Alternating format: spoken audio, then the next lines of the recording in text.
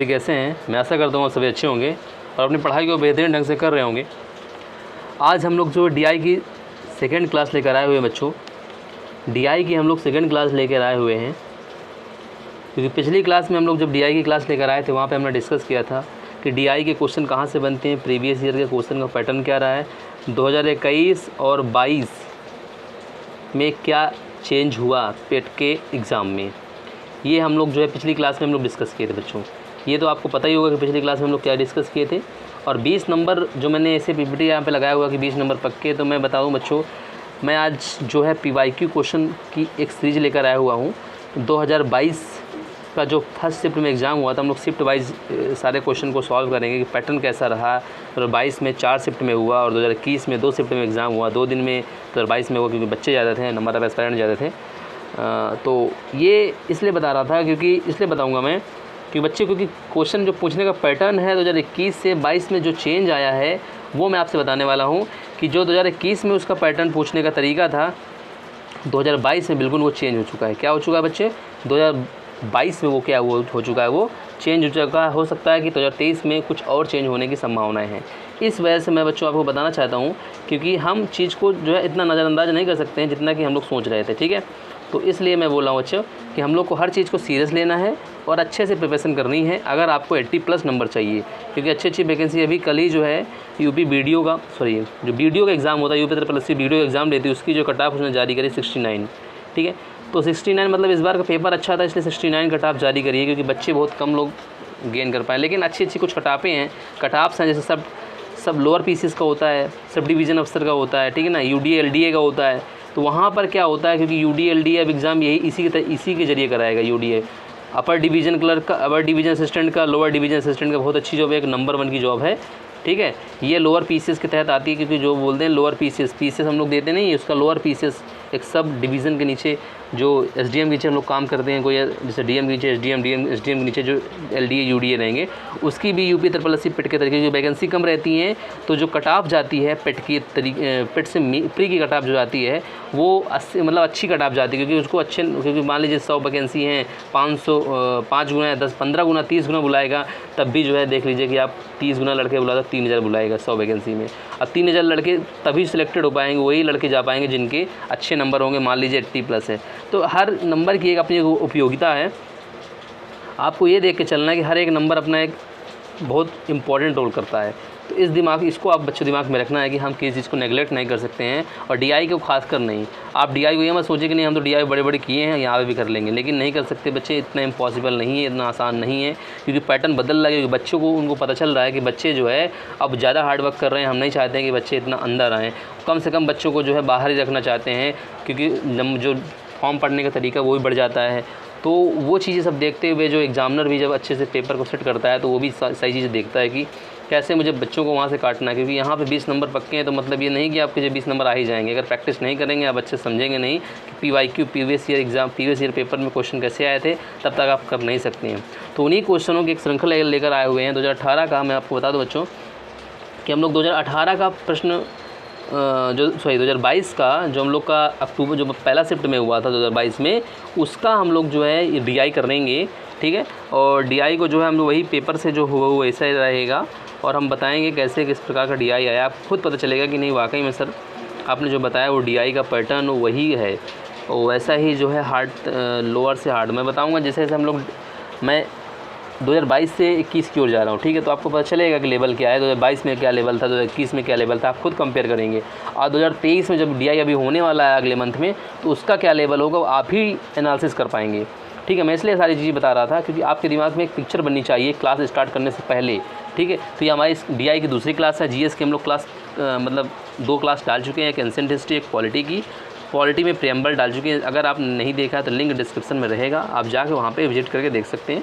हमने सारे question cover किए जो यूपीएससी पीसीएस प्री में जो भी क्वेश्चन बन सकते थे, मैंने सारे क्वेश्चन कवर कर दिए कि कभी प्रीएम्बल से क्वेश्चन नहीं फंसेगा, मतलब कभी प्रीएम्बल से क्वेश्चन नहीं बाहर से आएगा, वो सारे क्वेश्चन प्रीएम्बल से ही फंसेंगे, ठीक है। उसके बाहर से कोई क्वेश्चन नहीं आएगा। एक आधी क्लास मतलब आधे घंटे की और क्लास बची है, कुछ और इम्पोर्टेंट फैक्ट बचे हुए। इसके बाद हम लोग जो नेक्स्ट जाएंगे, उसके बाद दूसरी क्लास में जाएंगे जहाँ से अधिकतर क्वेश्चन आते हैं प्रेसिडेंट। मतलब मैं एक सिस्टमेटिक तरीके से पढ़ाऊंगा, लेकिन मैं उन टॉपिक को ज़्यादा ध्यान दे रहा हूँ जिनमें से क्वेश्चन अभी पिछले 4 साल से, या मान लीजिए यूपी SSSC ने अधिकतर अपने एग्ज़ामों में पूछे, वहाँ से प्रश्न। क्योंकि अभी टाइम कम है, हमें वही पढ़ने की ज़रूरत है जितना जो है एग्ज़ाम में आएगा, और इसके बाद तो हम लोग पढ़ते रहेंगे। ठीक है बच्चों, हम लोग चलते हैं और आगे बढ़ते हैं और चलते हैं आज की जो है मोटिवेशन थॉट, आज के मोटिवेशन थॉट पर डिस्कस करते हैं और इसके बाद हम लोग आगे बढ़ेंगे। तो आज का मोटिवेशन थॉट मिस्टर माननीय, आप जानते होंगे, हमारे missile man of India Abdul Kalam ji का एक थॉट है, उनके विचार हैं। उसको हम लोग जानते हैं कि उनके विचार क्या थे, उनके विचारों में कितनी सच्चाई थी, आखिर वो इतना अच्छा बोलते थे, उनके विचारों में क्या वाकई में ताकत थी। वो तो साइंटिस्ट थे, लेकिन उनके विचार बहुत उच्च विचार थे। तो मुश्किल कुछ भी हो, कुछ भी नहीं है, मुश्किल कुछ भी नहीं है। जो मुश्किलें आती हैं उसको आप ये मत सोचिए बहुत बड़ा आपके ऊपर पहाड़ बैठ गया है। मुश्किल कुछ भी नहीं है इस दुनिया में, तू जरा हिम्मत तो रख। मुश्किल कुछ भी नहीं है इस दुनिया में, तू जरा हिम्मत, मतलब अपने आप को बोल रहे हैं, वो अपने आप से बोल रहे हैं अपने मन को कि तू जरा हिम्मत तो रख। मन क्या कहते हैं, मन हारे हार है, मन के जीते जीत। अगर मन हार गया तो सब कुछ हार गया। मुश्किल कुछ भी नहीं है, तू हिम्मत, तू मुश्किल कुछ भी नहीं इस दुनिया में, इस दुनिया में कुछ भी मुश्किल नहीं है भाई। इन्होंने क्या बनाया, गाइडेड मिसाइल बना दी कि आप जिसको मारेंगे वही मरेगा। इससे उन्होंने भगवत गीता पढ़ी, वहाँ पे उन्होंने देखा कि भगवान विष्णु जी ने जो है सुदर्शन चक्र को ऐसा यूज किया है कि जिसके गर्दन जहाँ पर रख देते तो वहीं पर रुका रहता था। जब तक वो आदेश नहीं देते थे, वो सुदर्शन चक्र आगे बढ़ के उस गर्दन को काटता नहीं था। तो उन्होंने सोचा कि ये गाइडेड मिसाइल का जो उन्होंने कॉन्सेप्ट सीखा, वो भगवत गीता सीखा। तो कुछ भी उस समय मुश्किल लग रहा था, लेकिन मुश्किल, उन्होंने सोचा मुश्किल कुछ भी नहीं है, मुश्किल कुछ भी नहीं इस दुनिया में। तो जरा हिम्मत तो रख, हिम्मत रखना अपने ऊपर, थोड़ा कॉन्फिडेंस तो रख। ख्वाब बदलेगा हकीकत में, तो जरा कोशिश तो कर। ख्वाब बदलेगा, जो तुम्हारा ख्वाब है हकीकत में बदल जाएगा। जो तुम्हारा सपना है, ड्रीम है, वो हकीकत में बदलेगा। तू जरा कोशिश तो कर। बिना कोशिश किए हुए रात में सपना देखा और सुबह बोले कि नहीं बन गया, नहीं हो पाएगा। मुश्किल कुछ नहीं इस दुनिया में, मुश्किल कुछ नहीं, कुछ भी नहीं है इस दुनिया में। तू जरा हिम्मत तो रख। ख्वाब बदलेगा हकीकत में, तो जरा कोशिश तो कर। ख्वाब बदलेगा हकीकत में, तो जरा कोशिश तो कर। याद रखना बच्चों कि अब अगर हिम्मत आपके अंदर है तो आपके अंदर जो ख्वाब वो ज़रूर बदलेंगे हकीकत में। एक बार कोशिश ज़रूर करना पड़ेगा आपको। अगर एक बार कोशिश करेंगे, 2 बार कोशिश ज़रूर करना है आपको। बिना कोशिश किए आप हार नहीं मान सकते हैं। ये सबसे बड़ी बुद्धि निष्कर्षता होगी कि आप बुद्धि को अब यूप नहीं करें, बुद्धिहीन हो गए उस समय। ठीक है ना, बुद्धि को निष्कृष्ट नहीं करना, उत्कृष्ट करना है। ठीक है ना, चलिए मैं यहाँ तक आपको बता चुका हूँ। अब आज चलते हैं, हम लोग बात करते हैं आज के जो प्रश्न कहाँ से प्रश्न कौन सा क्या आया था। तो मैं बच्चों बता दूं आपको कि हम लोग पीपीटी के माध्यम से, मतलब जो आपको पेपर दिख रहा होगा, इस पेपर के माध्यम से हम लोग बताएंगे। क्योंकि मैं आपको बता दूं बच्चों की जो टाइपिंग का प्रोसीजर रहता है वो अभी हो नहीं पा रहा, क्योंकि मैं अभी थोड़ा कुछ कारणवश रिसोर्सेस कम है तो नहीं है चीज़ें। लेकिन मैं वही जो प्रश्न आया था उसी प्रश्न के उसी बुक से, वैसे ही जो PY की बात है उससे आगे मैं आपको क्वेश्चन सॉल्व करा रहा हूँ। तो इसलिए करा रहा हूँ क्योंकि बच्चों मुझे लगता है कि शायद यहाँ से आपको कुछ फ़ायदा हो पाए। तो मैं वही DI के क्वेश्चन ही सिर्फ आपको कराऊंगा अभी फ़िलहाल, क्योंकि वही जो इम्पोर्टेंट है। ठीक है, जो मैं DI का सीज़न लेके आया हूँ। अगली बार जब मैं GS का लेके आऊँगा तो PYQ जो 2 साल में जो PYQ में जो GK के GS जो GK के और जो GS वाले सारे क्वेश्चन थे उनको मैं डिस्कस करूँगा। उनको बताऊँगा कि ऐसे ऐसे पैटर्न आया था और क्या अब आने की संभावना है और क्या हो सकता है आएगा और कहाँ से प्रश्न ज़्यादा आएगा। ये सारा मैं जो है जब GS की क्लास लेके आऊँ, GS सीरीज प्रैक्टिस सेट लेके आऊँगा PYQ का, तब वहाँ पे बताऊँगा आपको। ठीक है, तो मैं बता रहा था बच्चों कि 33 से एक मिनट 33 से बच्चों 33 से रहेगा या 33 से 37 तक रहेगा। प्रश्न ये है कुछ ऐसा, एक कंपनी है, इस प्रतिवर्ष व्यय किया जाता है। कंपनी जब कोई होती है तो उसमें व्यय किया जाता है। मैं ये नहीं बताऊंगा DI कैसे क्या है, DI का मतलब क्या होता है। मैं पिछली क्लास में डिस्कस कर चुका हूँ DI क्या है, DI का हम लोग यूज़ क्यों करते हैं, आखिर DI नहीं होता तो इसका क्या डाटा इंटरप्रिटेशन का मतलब क्या होता है, डाटा को कैसे रखते हैं, ये सारा है। ठीक है, मोटे मोटे तौर पर फिर बता देता हूँ। कोई डाटा जब इधर उधर बिखरा हुआ पड़ा रहता है उसको सिस्टमेटिक तरीके से एक रो पर एक जगह एकत्रित कर देना व्यवस्थित तरीके से, वही DI है, वही डाटा इंटरप्रिटेशन है। डाटा को एक सुव्यवस्थित तरीके से रख देना। जैसे मान लीजिए वर्ष 2021 कि यहाँ पे बात करी जा रही है कि 2021 में 2011-12 वर्ष की बात करी गई कि 2011 में उन्होंने ईंधन में कंपनी ने वेतन में कितना खर्च किया, ईंधन और परिवहन में कितना खर्च किया, बोनस में कितना खर्च किया, ऋण पर ब्याज पर कितना खर्च किया, कर पर कितना खर्च किया। मतलब एक कंपनी जब खोली जाती है तो कंपनी अपना एस्टिमेशन बनाता है कि मैं 2011 में कितना खर्च किया था, 2012 में कुछ कम किया कि नहीं ज़्यादा किया, ठीक है। अब इसके बाद वो कंपनी करता है कि मान लीजिए इसने क्या वेतन में मैं 30 लाख में, ठीक है, 30 मैं लाख छोड़ देता हूँ, 300 रुपये खर्च किया वेतन में, 100 रुपये ईंधन में खर्च किया, 2 रुपये बोनस में खर्च किया, 13.4 रुपये ऋण में खर्च किया, ब्याज में खर्च किया। मान लीजिए टोटल इसका जो भी आएगा मोटा मोटा मान लीजिए मैंने 300 रुपये आया इसका। और इसने कहा कि यार 300 रुपये आया और 1 साल का है, ठीक है, और 1 साल में इसको जो है 200 रुपये मिला, तो इसने यहाँ जोड़ रखा था ना कहाँ का खर्चा हुआ सबसे ज़्यादा, कहाँ ज़्यादा, किसमें कितना खर्च हुआ। 200 रुपये मिला तो 100 रुपये कैसे क्या हो गया, लॉस हो गया, तो इस कंपनी घाटे में चली गई। अब इसने दूसरी बार 2012 में आया, भाई इसको 2012 में क्या हुआ, 400 रुपये मिला, ठीक है, सिस्टमेटिक डाटा की वजह से हो रहा है, 400 रुपये मिला, लेकिन उसका उस साल कंपनी ने 800 रुपया पूरा टोटल कमाया, तो 400 उसने निकाल दिया और इसका क्या हुआ, 400 रुपये फ़ायदा हो गया और 100 रुपये पिछले बार फ़ायदा हुआ था। तो उसने क्या किया, सारा मैनेज किया, तो इसको जो है ओवरऑल 300 रुपये का 2 साल में फ़ायदा हो गया। तो ये कैसे पता चला इसको सिस्टमेटिक तरीके से, यहाँ क्योंकि इसने क्या किया, इस बार वेतन बढ़ा दिया, वेतन बढ़ाया तो लोगों का जो है मोटिवेशन बढ़ गया कि यार और काम करना चाहिए। फिर इसने क्या किया, फ्यूल बढ़ा दिया, देखो बढ़ा दिया, 100 से 112 कर दिया। फिर इसके बाद इसने क्या कर दिया, बोनस कम कर दिया, क्योंकि एक क्या होता है ना कि अगर कोई कंपनी जब चलती है तो क्या करती है कि एक तरफ कोई चीज़ बढ़ाती है, दूसरी तरफ कोई चीज़ कम कर देती है। इसने क्या कर दिया, ब्याज बढ़ा दिया, जो ऋण था उस पर ब्याज मिल गया, ज़्यादा मिल गया ऋणों पर ब्याज, और कर जो है इसने कर भी बढ़ गया क्योंकि ज़्यादा इसको मुनाफा हुआ। तो ओवरऑल मेरा कहने का मतलब ये है बच्चों कि प्रश्न इसी तरीके से सेटअप किया जाता है, मतलब डीआई का मतलब यही होता है, ठीक है। इतना मैं बता चुका हूँ डीआई का मतलब क्या होता है, सिस्टमेटिक तरीके से डाटा को रखना। रो ये टेबल फॉर्म में रखा, टेबुलर डीआई है, ठीक है ना। इसी के बाद मैंने बताया था कि लाइन फॉर्म में लाइन ग्राफ होता है, ठीक है, पाई चार्ट होता है। इसके बाद क्या बताया था, बार ग्राफ होता है। तो ये सारी डीआई के फॉर्म में जहाँ से प्रश्न आते हैं। डबल डीआई का इस बार आने की संभावना है, मैं डबल डीआई के भी क्वेश्चन कराऊंगा, लेकिन अभी हम लोग प्रीवियस ईयर क्वेश्चन जो बात कर रहे थे उसमें डिस्कस कर लेते हैं। तो प्रश्न यहाँ पे देख रहे हैं बच्चों, तो यहाँ पे ये दिया हुआ है वर्ष का वेतन, ईंधन, बोनस, ऋण पर ब्याज और क्या सारा ये क्या इसका व्यय दिया हो, इतना इसने खर्च किया। अब यहाँ पे प्रश्न बनता है कि इस अवधि के दौरान कंपनी को प्रति वर्ष ब्याज की दर कितनी चुकानी पड़ी। मतलब यहाँ पे बात कर रहा है प्रति वर्ष ब्याज की दर कितनी चुकानी पड़ी। तो यहाँ पे अब देख रहे हो कि प्रति वर्ष ब्याज की दर, तो ब्याज की ऋणों पर ब्याज की दर 13.4 लाख, 22.5 लाख, 31.6 लाख, ये पूरा इसका दिया हुआ है, ठीक है ना। अगर मान लीजिए एवरेज पूछता है, पूरे ब्याज दिया, वहाँ पर प्रश्न में थोड़ा सा मिस्टेक है मुझे लगता है, क्योंकि इसने कहा एस्टिमेशन, इसने कहा है कि इस अवधि में, किस अवधि में, अवधि नहीं दी हुई है, कहता है पूरे साल में 2011 से 15 के बीच, ऐसे बोलता है।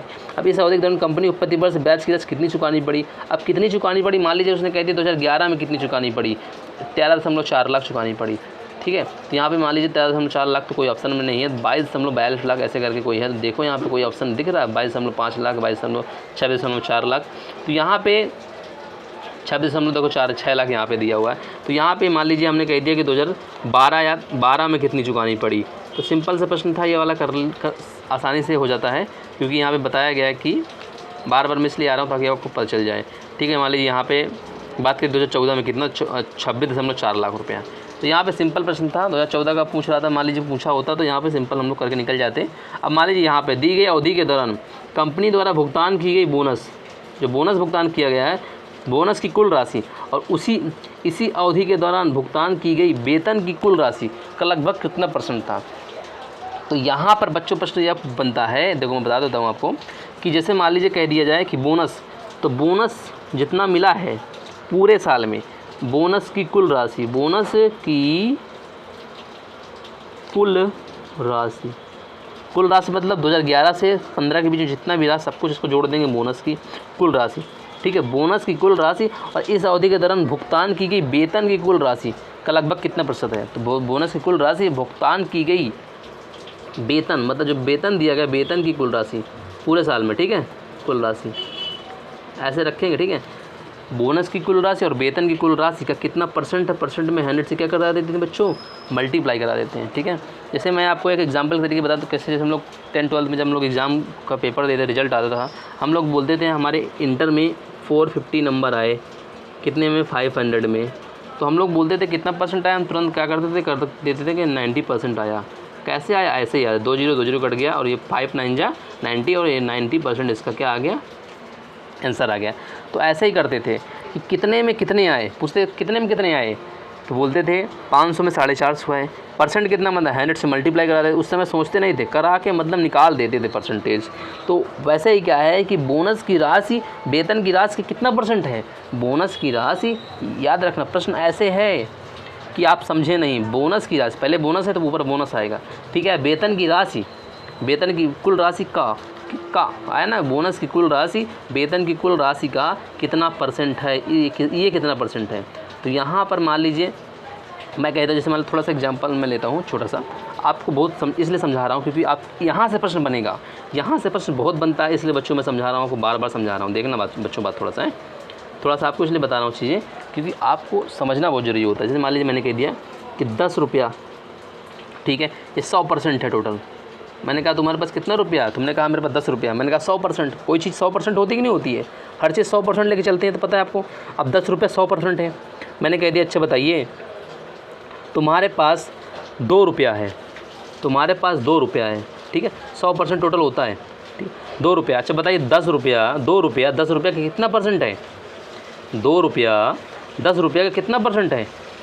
ऐसे मैंने पूछ लिया, तुमको पता, मैंने एक चीज़ बताया था कि 10 रुपया जो होता है टोटल 100% होता है, 10 रुपये 100% होता है, 10 रुपये बराबर 100%, इसलिए 10 बराबर 100, 1 बराबर क्या होगा, इतना हो जाएगा, तो 2 बराबर कितना हो, 2 से मल्टीप्लाई हो जाएगा। ये हुआ कि नहीं हुआ, ठीक है। ये आपको यहाँ तक बात समझ में आ गई। अगर मैं इस चीज़ को ऐसे लिख दूँ तो कोई दिक्कत, मैंने कहा कि 2 रुपया 10 रुपया कितना, 2 रुपया 10 रुपया का कितना परसेंट, 2 रुपया 10 रुपया का कितना परसेंट है, वही चीज़ तो ही आंसर तो वही आएगा ना। ये कटा 20 आ गया, ये कटा 20 आ गया। भाई मैंने किया तो वैसे ही ना भाई, ये मैंने किया कि 10 रुपया 100 रुपये के बराबर है, तो 1 रुपया 100/10 और 2 रुपये बराबर 2 से मल्टीप्लाई हो गया, 20 आ गया आंसर। और मैंने इससे क्या कर दिया, वही शब्द को कि 2 रुपया 10 रुपया का कितना परसेंट है, 2 रुपया 10 रुपया का कितना परसेंट शब्द को पकड़िएगा, मेरे शब्द को। मैं इसलिए बार बार इसमें ध्यान दे रहा हूँ कि बच्चे यहीं पर गलती करके आते हैं बच्चों। अब मैं बता देता हूँ, 3 से 4 DI में 4 प्रश्न, हर DI में एक प्रश्न आता है, संभावना है, आता है, रेशियो और ये परसेंट कितना है, और रेशियो परसेंट और अंतर पूछता है। 3 प्रश्न तो कॉमन है कि ये पूछने के, अगर आप प्रश्न सही समझ गए तो मान लीजिए वहाँ से प्रश्न आने हैं।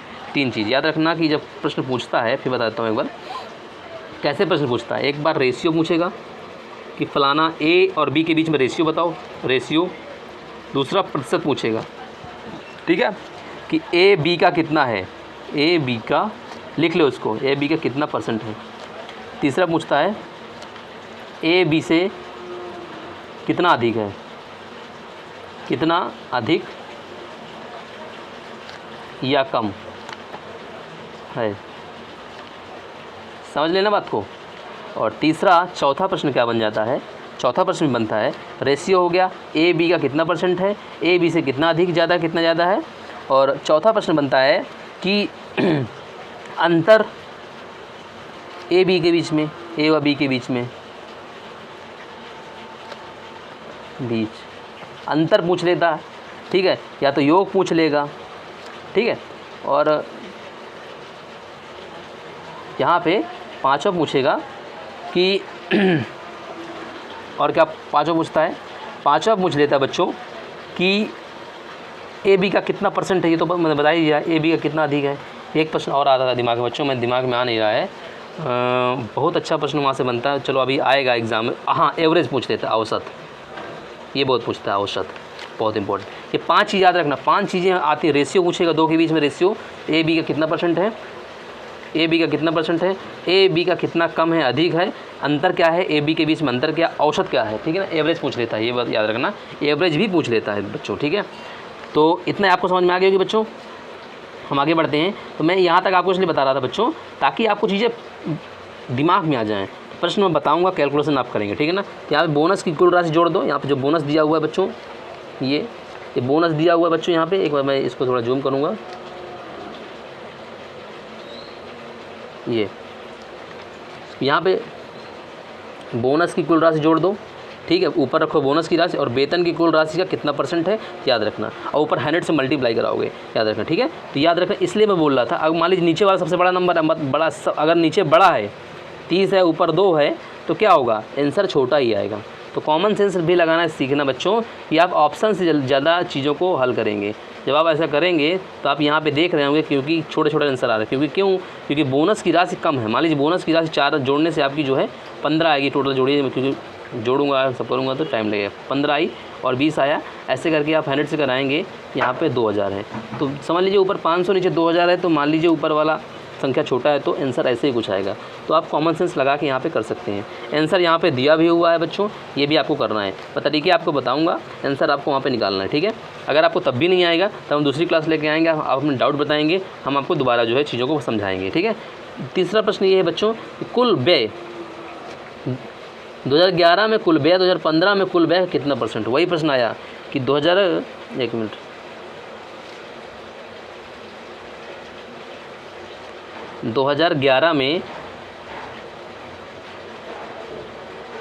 में कुल जो व्यय किया बटे 2015 में कुल गुणे 100।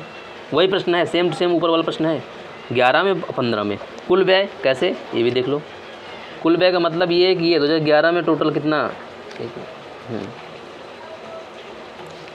2011 में ये पूरा टोटल क्या है, ये पूरा व्यय 2011 में वेतन में, ईंधन में, बोनस में, ऋण पर ब्याज पर, कर पर कितना टोटल, और 2015 पर कुल व्यय ये, तब जाके आप कर पाओगे, याद रखना।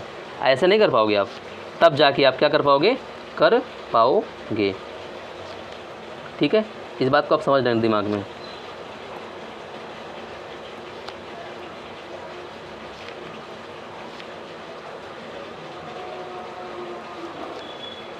ये मैं आपको करके दिखा देता हूँ।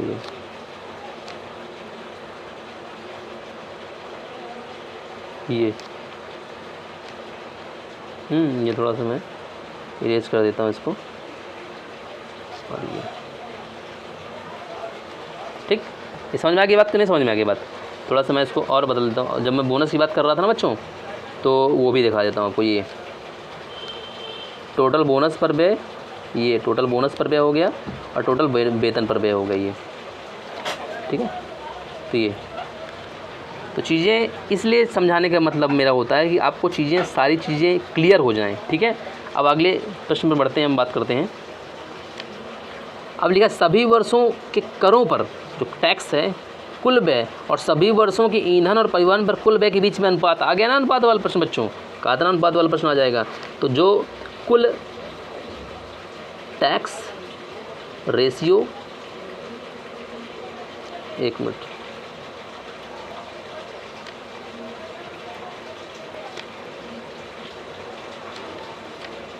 कुल टैक्स रेशियो कुल परिवहन या ईंधन पर व्यय, ऐसे करेंगे। रेशियो का मतलब आपको पता है नहीं है तो हम अगली क्लास में बात करेंगे, क्योंकि आपको रेशियो भी नहीं आता है, बहुत कॉमन चीज़ है। रेशियो ऐसे निकाल रहे, जैसे मान लीजिए 30 आया और ये 40 आया, तो 1 0 1 0 कटा, मतलब सरल अनुपात में लिखना कि उसके आगे कोई कट न जाए। 3 0 0 कट गया, अब 3 4 कोई नंबर एक ही नंबर से कटेगा नहीं, एक मतलब एक ही टेबल से, तो 3 4 क्या है, इसका रेशियो बन गया। रेशियो ये भी है, लेकिन हम इसको मैक्सिमम सिंप्लीफाई करके लिख देते हैं कि जिससे आगे सिंप्लीफाई हो ही ना, ये तब रेशियो कहने में अच्छा भी लगता है, ठीक है। तो ये आपको बात समझ में आ गई होगी। आगे प्रश्न क्या है कि 2013 के दौरान मदों पर, जो सारे मद मतलब जितने भी टाइप्स हैं, कंपनी का कुल व्यय कितना हुआ 2013 में। अब यहाँ पे सिंपल सा प्रश्न है, यहाँ पे ये DI सिंपल थी। 2013 की बात करते हैं तो 2013 में सारे मद पर व्यय कितना हुआ, सारे को जोड़ दो और आंसर आ जाएगा। अब यहाँ पे आपको पता चल रहा होगा बच्चों कि लाख में आ रहा है आंसर। लाख में यहाँ पे पहले ही इंस्ट्रक्शन में दे दिया गया है कि लाख में ही पूछा गया है यहाँ पे, तो आपको लाख लेके चलना है। लेकिन कैलकुलेशन में जहाँ लाख पूछे वहाँ लाख रखो। अब हर जगह लाख बराबर, मतलब यहाँ पे दिया है 300 दिया हुआ है। अब लाख बनाने के लिए आप 0 0 बढ़ा रहे हैं कि कहीं दाएँ सैकड़ा, हज़ार, 10,000, लाख, तो वो 0 बढ़ाने कोई मतलब नहीं है। आप ऐसे करिए, हो जाएगा क्वेश्चन, क्योंकि 0 0 कट ही जाएंगे ऊपर नीचे, ठीक है। और जहाँ पर पूछे कि लाख में बताइए तो वहाँ पे सब जोड़ दीजिए, बाद में लाख लिख दीजिए, क्योंकि लाख ही है, वहाँ पे इतना 0 रखा नहीं हुआ, आपको ऑप्शन में दिख रहा होगा। तो यहाँ तक चीज़ें समझ में आ गई। पहली DI ख़त्म। दूसरा DI बहुत अच्छी DI, ये DI थोड़ा सा मैं बताया ना कि जैसे 4 DI थी, 4 DI में 2 DI तो थोड़ा इजी थी, लेकिन 1 DI तो बहुत ही अच्छी DI थी। मतलब उसमें बच्चों के नंबर इसलिए कम आए क्योंकि उनको सोचने का टाइम ही नहीं मिल पाया और वहाँ पे गलत हो गया। और जो 4 मतलब एक थोड़ा इजी थी, उससे हार्ड, एक बहुत हार्ड। मतलब लेवल ऐसा देख रहा था 4 DI में, मतलब लेवल ये था कि ऐसे ऐसे चल रहा था लेवल। आप समझ रहे बच्चों, ऐसे ऐसे लेवल चल रहा था। ये मैं अपना बता रहा हूँ, मैं अपना प्रोसेसर मैंने कई बच्चों से पूछा, मैंने हर जगह देखा, तब जाके मुझे लगा कि नहीं वाकई में हर बच्चे को टफ़ लग रही थी। मुझे ही नहीं, हर बच्चे को लग रही थी। तब वहाँ पे पता चल रहा था कि नहीं अब जो है तो पैटर्न जो है इसका बदल रहा है। क्योंकि पिछली बार जो DI 2021 की DI से 22 की DI में काफ़ी अंतर आया। 2021 की DI हर बच्चा कर ले रहा था, वहाँ पे परसेंटेज जो बच्चों का था 88 90, जो बच्चों के उस बार नंबर 85 88 थे, इस बार उनके नंबर कम हुए, वो 80 85 के बीच 80 82 के बीच में रह गए। मतलब ये है कि हर बच्चे का नंबर कम हुआ है। 72 वाला 70 में पहुंचा, 70 वाला 65 में पहुंचा, तो हर बच्चे का नंबर ओवरऑल कम हुआ है क्योंकि पेपर का पैटर्न, पेपर का नंबर बढ़े भी हैं बच्चों के। 1-2 नंबर का नॉर्मलाइजेशन जो हुआ ना, क्योंकि दो दिन में एग्ज़ाम हुआ और 4 शिफ्ट में हुआ, तो किसी का हार्ड, किसी का कुछ, तो उसमें नंबर क्या है, नॉर्मलाइजेशन बढ़े हुए। तो ये भी दिमाग में आपको रखना है कि मतलब ये भी रहता है कि अगर 4 शिफ्ट में एग्ज़ाम होता है तो नंबर 1-2 नंबर का इजाफा हो सकता है और आपका हानि भी हो सकती है, लाभ भी हो सकती है। अगर आपका शिफ्ट बहुत ईजी है तो आपका नंबर भी कम हो जाएगा। चलिए ठीक है, मैं आप बात कर रहा था ये सेकंड वाली DI की, इसको ध्यानपूर्वक पढ़िए। 5 कारें खरीदी गई हैं, ठीक है, यहाँ पे 5 कारें खरीदी गई हैं बच्चे, और इनका क्या कार का माइलेज दिया हुआ है 25 किलोमीटर पर लीटर। 1 लीटर में 25 किलोमीटर जाती है। प्रतिदिन उपयोग होना डीजल की मात्रा, मतलब एक दिन में उसको 10 लीटर दूध, 10 लीटर उसको डीजल पेट्रोल जो भी मिलता है। और 10 दिनों के दौरान कुल दूरी तय करने में लगा समय, मतलब यहाँ पे जो समय दिया हुआ है वो 10 दिन का समय, एक दिन का समय नहीं है। अगर मैं एक दिन का समय निकालूंगा 10 दिन में 50 घंटा, तो एक दिन में 5 घंटा, मतलब एक दिन में वो पूरा 5 घंटा यात्रा किया उसने। ऐसे करके आप समय निकाल सकते हैं। 10 दिन में 50 घंटा, तो एक दिन में 5 घंटा, 50 ऐसे करके, ठीक है। और यहाँ पे जो प्रतिदिन उपयोग होने डीजल एक दिन में 10 लीटर, तो 10 दिन में 100 लीटर, ऐसे करके भी आपको करना पड़ेगा अभी। इसलिए बोल रहा हूँ कि बार बार आपको बताना नहीं पड़ेगा कि एक दिन में इतना, एक दिन तो एक दिन में उनको 10 लीटर मिलता है। कितना मिलता है? 10 लीटर। तो 10 दिन में कितना मिलेगा? 10 × 10 10 100 लीटर, 100 लीटर, ठीक है। तो ऐसे प्रोसेस लिए बता रहा हूँ क्योंकि अभी तुमको करना ही पड़ेगा। और 1 लीटर में 25 किलोमीटर जाती है, करना पड़ेगा अभी, इसलिए बता रहा हूँ कि अभी आप समझ लो चीज़ों को, थोड़ा आसानी रहेगी। 1 लीटर में लिखा ना माइलेज, मतलब क्या होता है, कितने के माइलेज देती है। गाड़ी लेने जाते हैं, माइलेज देखते हैं, माइलेज कितने का देती है, 2 4 5 8 10। अच्छा, ये सही रास्ते में जाओगे 25 का माइलेज देगी, ऐसे माइलेज की बात करते हैं। तो माइलेज वही, ठीक है, कितना 1 लीटर में कितनी दूर चल सकती है, उसी इसका माइलेज कहलाता है। तो 1 लीटर में वो 25 लीटर जाती है। पहली वाली कार मान लीजिए अल्टो है, 25 लीटर, एक दिन में 25 किलोमीटर जाती है। तो 10 लीटर 100 लीटर में कितनी जाएगी? तो 25,000 जाएगी। कितनी जाएगी बच्चों? 25,000 जाएगी। एक मिनट बच्चों, हाँ तो मैं बच्चों क्या बता रहा था आपको कि ये आपको पता होना चाहिए चीज़। जब तक आपको चीज़ें पता नहीं होंगी आप नहीं कर पाएंगे, ठीक है। मैं 4 DI लेके आया था बच्चों, लेकिन थोड़ा सा मुझे काम आ गया, मेरे को एक अर्जेंट कॉल आ गई, तो मुझे अभी ये DI ख़त्म करके मैं जो जाऊँगा, क्योंकि ये भी DI इंपॉर्टेंट है। इसके बाद 2 DI और रहेंगी, मैं अगली क्लास में आपको बताऊँगा बच्चों। थोड़ा सा अचानक से काम आया, वो थोड़ा सा पिताजी की जो है मेडिसिन दवा, पिताजी की दवा कराना है, तो उसी में थोड़ा जाना पड़ेगा हमको। अचानक से मुझे पता चला तो मुझे जाना है, तो लेकिन मैं ये वाला DI ख़त्म कर देता हूँ बच्चों, ताकि आपको जो है ये रहे कि नहीं सर आ रहे हैं। अब एक दिन तो बच्चों को बहुत बड़ा वो हो गया कि मैंने वीडियो शूट किया, लेकिन किसी कारण उस वीडियो जो है वो नहीं हो पाया। खैर छोड़ो, वो होता रहता है इंसिडेंट, वीडियो डिलीट हो गया, फिर हो ही नहीं पाया, फिर बच्चों टाइम ही नहीं मिल पाया मुझे। खैर छोड़ो। तो यहाँ पे बच्चों क्या है, प्रश्न में क्या पूछ रहा था? प्रश्न देखिए, 10 दिनों के दौरान अल्टो और टियागो, 2 गाड़ियाँ अल्टो टियागो दी हुई है, उनकी औसत गति, ठीक है। औसत गति का मतलब वहाँ पे गति दी हुई है, गति का रेशियो निकालना है, ठीक है ना। तो औसत गति का रेशियो बताना है, औसत गति का रेशियो बताना है। तो मैं भी आता हूँ यहाँ पे, मैं बताता हूँ बच्चों। अल्टो टियागो, ठीक है, अल्टो और टियागो। अल्टो 25 लीटर में एक लीटर में 25 किलोमीटर जाती है। 10 लीटर एक दिन में, तो 10 दिन का पूछ रहा हूँ वहाँ पे, समझिएगा बात को, 10 दिन का पूछ रहा है, ठीक है। 10 दिनों के बीच, तो याद रखें 10 दिन याद रखना, ठीक है। तो 100 लीटर तो 25 किलोमीटर गई, कितने किलोमीटर गई बेटे? 25 किलोमीटर, 2500 किलोमीटर गई, ठीक है। कैसे गई आपको बता दिया कि एक दिन में 10 लीटर मिलता है, 1 लीटर में जाती है वो, फिर से बताता हूँ, 25 किलोमीटर जाती है, 25 किलोमीटर जाती है, 1 लीटर में 25 किलोमीटर जाती है, ठीक है, याद रखिएगा। एक दिन में 10 लीटर मिलता है तो एक दिन में 250 किलोमीटर जाएगी। 10 दिन का करना है तो 10 दिन से 10 से मल्टीप्लाई करेंगे तो 2500 आ जाएगा। ये बात समझ में आ गई बच्चों? मैं इसको इरेज करता हूँ, ये बहुत यहाँ पर खिचड़ पिचड़ हुआ है।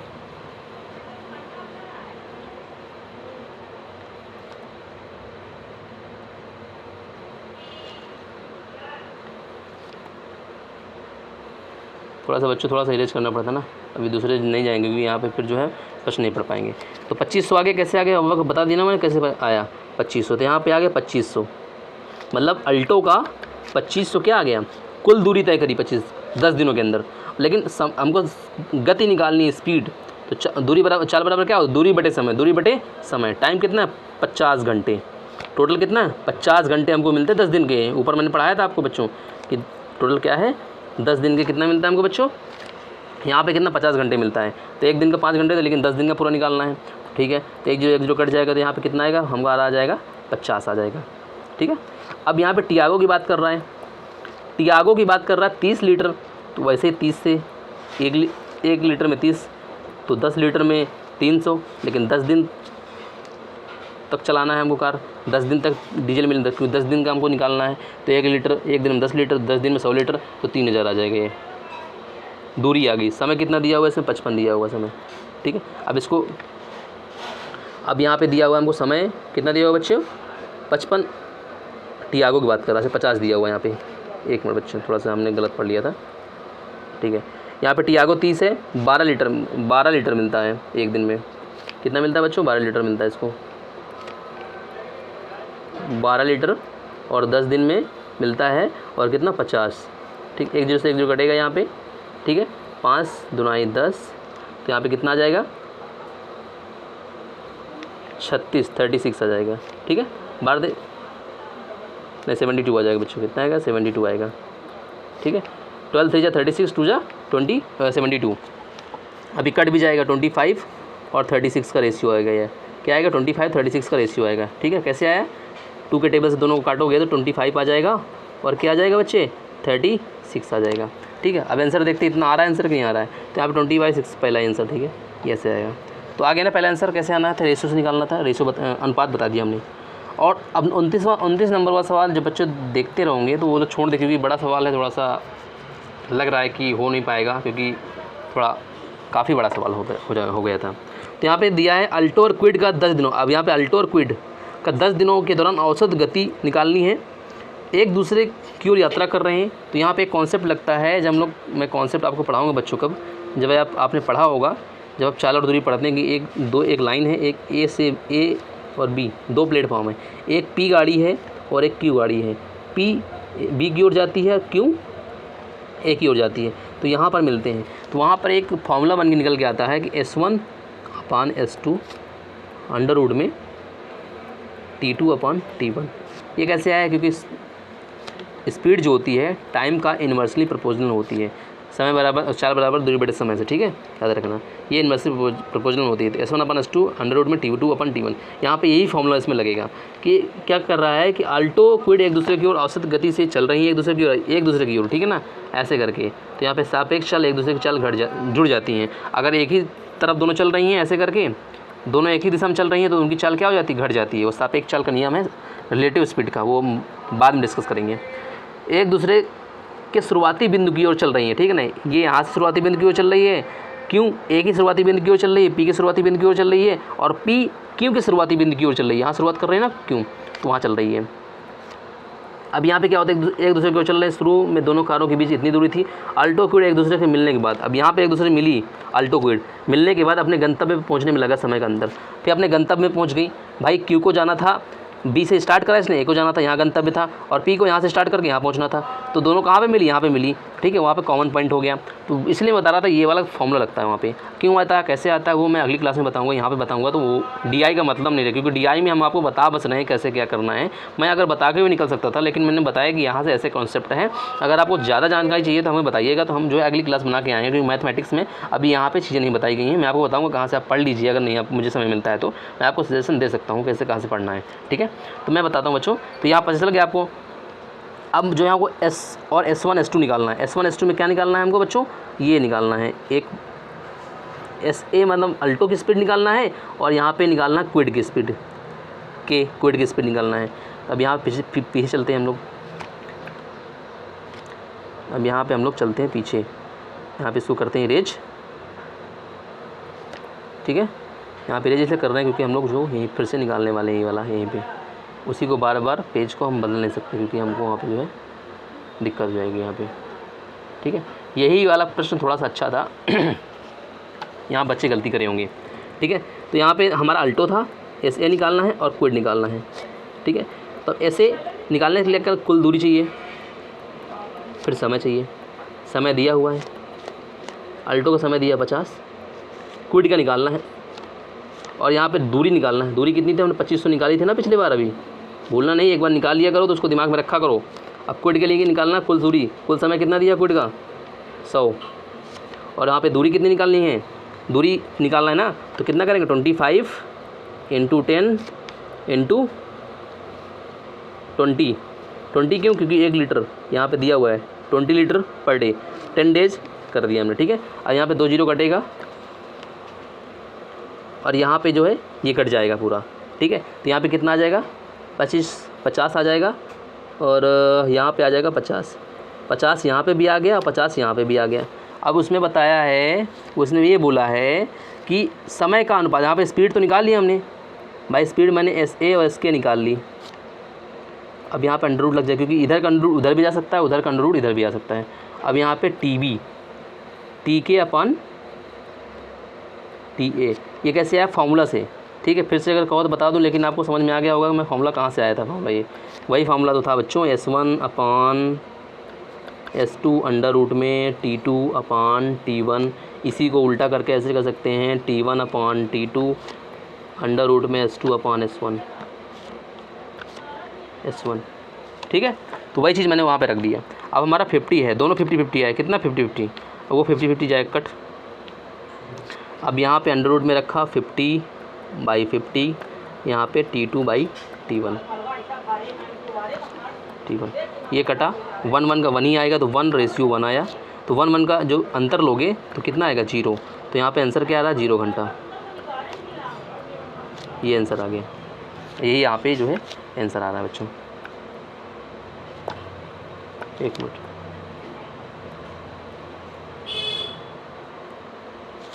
यहाँ पे B नंबर में 0 आंसर आ रहा है, देखो यहाँ पे ये, ठीक है। ऐसे ही 40 क्वेश्चन भी है। प्रश्न को पढ़ना है हमको कि 10 दिनों के दौरान एक कार मिनी है, उसकी औसत गति निकालिएगा, वहीं से निकालना है। 18 औसत गति से 875 किलोमीटर की दूरी तय करती है। मान लीजिए हमको क्या निकालना, औसत गति निकाल ली हमने, वहाँ से निकाल ली, पूरी औसत गति निकाल ली और 875 किलोमीटर की दूरी तय करती है।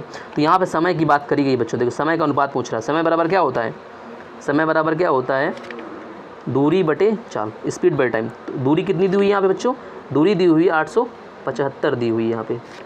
और यहाँ पे दूरी, जब हम स्पीड की बात करेंगे, स्पीड हम पूरी टोटल निकाल लेंगे जैसे मैंने बताया था, ठीक है। तो यहाँ पे हमारा जाएगा TM आ जाएगा।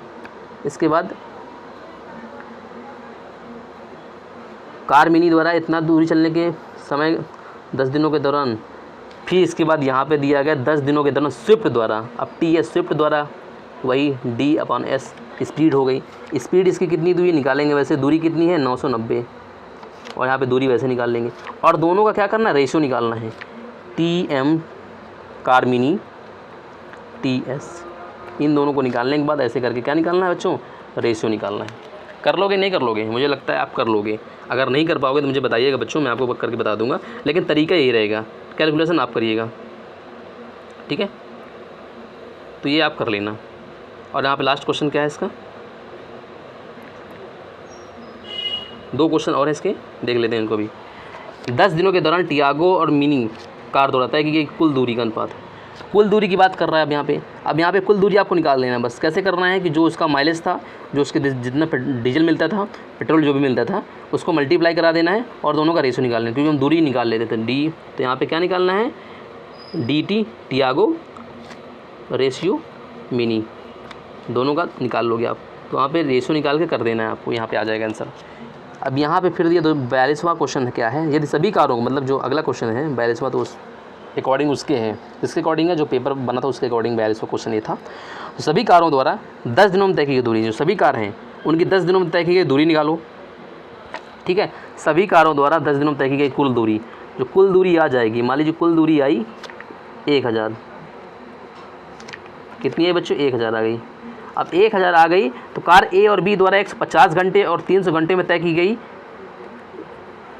ठीक है, सभी कारों द्वारा 10 दिनों में तय की गई कुल दूरी, जो कुल दूरी तुम निकाल लोगे सभी कारों की, तो क्या होगा, कार ए और बी द्वारा क्रमशः 150 घंटे और 300 घंटे में तय करती है। ठीक है, जो ये दूरी निकल के आएगी वो कार, जो कार एक दो कार और हैं ए और बी, कितनी है, ए एंड बी 2 कार हैं, उनके द्वारा यही दूरी को, इस दूरी को कितने घंटों में तय की जाती है, 150 घंटे और 300 घंटों में। तो कार ए और बी की औसत गति का अंतर बताइए। तो मतलब मेरे बच्चों इस बात को आपको थोड़ा सा लगेगा, मतलब ये समझिए बच्चों कि टोटल जब दूरी निकाल लेंगे, मान लीजिए स्विफ्ट की, टियागो की, मिनी की, क्विड की, ठीक है, अल्टो की, सारी की डिस्टेंस आप निकाल लेंगे, कितनी दूरी तय करी सभी ने, टोटल डिस्टेंस। अब टोटल डिस्टेंस निकाल लिए। अब 2 कार हैं अलग से, ए और बी 2 कार हैं, कहती हैं कि जो टोटल डिस्टेंस आई है इस दूरी को कार ए तय करती है, इस दूरी को कार ए तय करती है 150 घंटे में, इस दूरी को, और इसी दूरी को कार बी तय करती है 300 घंटे में। अब हमारे पास कुल दूरी भी है और समय भी है। अब इनकी गति पूछ रहा है, स्पीड, तो चाल बराबर क्या हो, स्पीड बराबर चाल बराबर दूरी बटे समय। तो दूरी दोनों के लिए इक्वल है बट समय अलग अलग है, तो दूरी यहाँ पे रखा, समय यहाँ पे रखा 150 और डी। मैं ऐसे आपको अगर इसकी दूरी निकालना भी नहीं है तब भी आप निकाल लेंगे, कैसे, डी तो दोनों के लिए इक्वल है ना बच्चों, तो यहाँ पे आप ऐसे करके रखे, ए हो गया, एस डी हो गया, अंतर बताना है ना, अंतर हम बता देंगे। अब 1 मिनट रुकिएगा आप, और फिर डी अपॉन 300 ऐसे करके रख दिया आपने। अब इनका रेशो निकालो बच्चों। रेशो निकालने के लिए क्या करेंगे आप, अपॉन में रखेंगे, सॉरी एस ए, कुछ दिमाग का क्वेश्चन भी होता है, डी 150 बटे डी 300। ठीक है, ऐसे करके कर लिया आपने। अभी ऊपर जाएगा 300, ये नीचे आएगा, ये कट जाएगा, इतना हो गया, ये कटा, तो कितना आएगा ये 2:1। यहाँ पे कितना है 2:1, किसका, ये निकल के आ गया बच्चों, ये निकल के आ गया है स्पीड का। ठीक है, अब स्पीड का निकल के आ गया है, तो यहाँ पे अब ये बताइएगा, स्पीड निकल के आ गई है।